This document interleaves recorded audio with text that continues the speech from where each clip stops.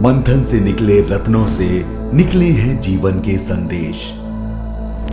समुद्र मंथन का उल्लेख हमारे पुराणों और धर्म ग्रंथों में विस्तार से है, लेकिन क्या आप जानते हैं कि समुद्र मंथन से निकले 14 रत्न केवल भौतिक नहीं बल्कि गहरे आध्यात्मिक अर्थ भी छिपाए हुए हैं। ये रत्न मानव कल्याण के ऐसे संदेश देते हैं जो हमारे जीवन को सरल और सही दिशा दिखाते हैं। तो आइए इस दिव्य यात्रा में आगे बढ़ते हैं और जानते हैं कि समुद्र मंथन से निकले रत्नों का हमारे जीवन से क्या संबंध है।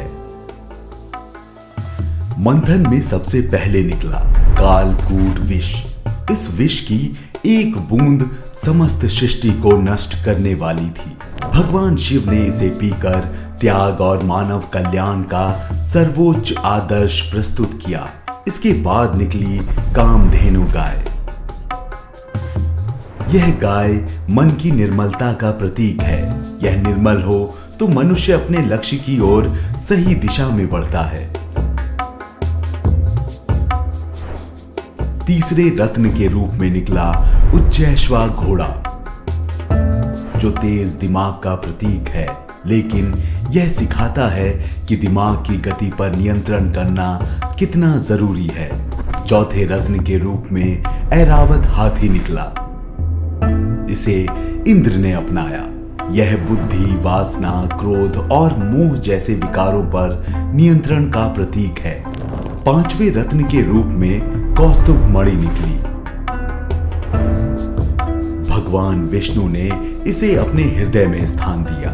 यह मणि भक्ति का प्रतीक है जो हमें ईश्वर से जोड़ती है।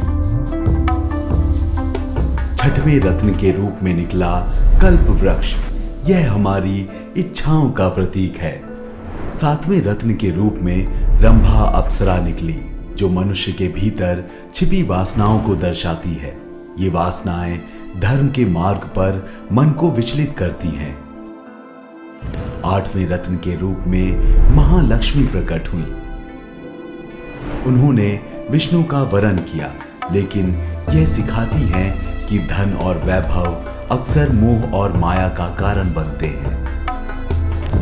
नौवें रत्न के रूप में निकली वारुणी देवी। यह मदिरा का प्रतीक है। 10वें रत्न के रूप में प्रकट हुए चंद्रमा। भगवान शिव ने उन्हें अपने मस्तिष्क में धारण किया। यह शीतलता का प्रतीक है जो मन को बुरे विचारों से बचाती है।